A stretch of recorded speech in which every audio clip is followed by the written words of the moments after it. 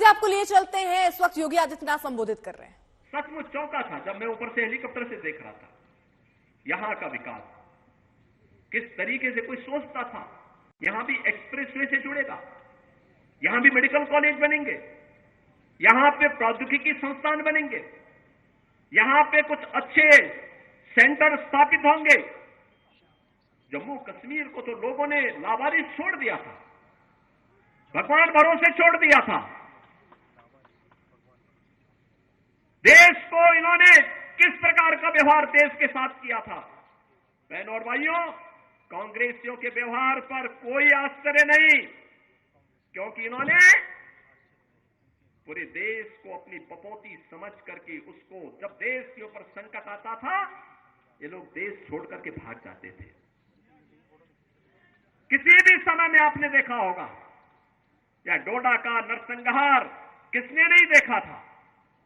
लेकिन बहनों और भाइयों, अब हमारे पास वक्त आया है, पिछले 10 वर्ष में जो कार्य किया है उसके परिणाम को हमें और बेहतर तरीके से सामने लेकर के आना है, और इसके लिए तीसरी बार मोदी जी ने आपसे कार्यकाल मांगा है।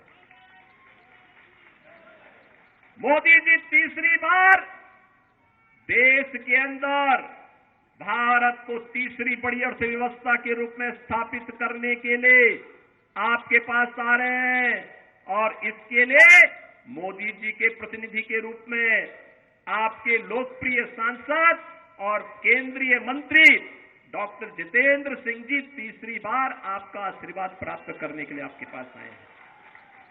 बहनों और भाइयों, अपनी सहजता, अपनी सरलता, अपने व्यवहार कुशल से न केवल उन्होंने देश के अंदर, बल्कि जो भी दायित्व उन्हें भारत सरकार ने सौंपा है, पार्टी ने सौंपा है, उसका बखूबी निर्वहन करने की जिम्मेदारी उन्होंने जिस तत्परता और जिस प्रतिबद्धता के साथ किया है वो अद्भुत है, अभिनंदनीय है, और इसके लिए मैं आपको बधाई देता हूं।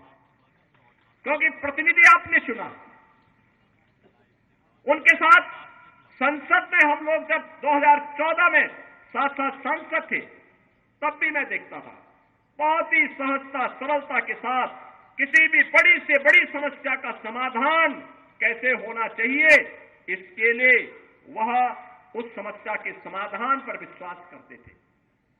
बहनों और भाइयों, आज मैं आपसे ही कहने के लिए आया हूं, आज देश आज जिस नए युग में प्रवेश किया है, जिस नए भारत का हम दर्शन कर रहे हैं, यह सच है मोदी जी का नेतृत्व है, मोदी जी को इसका श्रेय जाता है।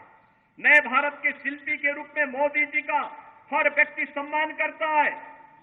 लेकिन बहनों और भाइयों, मोदी जी के साथ साथ आपको भी इसका श्रेय जाता है, क्योंकि मोदी जी को एक वोट देकर के आपने मोदी जी को देश की सत्ता सौंपी, देश की बागडोर सौंपी। मोदी जी को देश की बागडोर सौंपी है तो परिणाम आज आपके सामने है।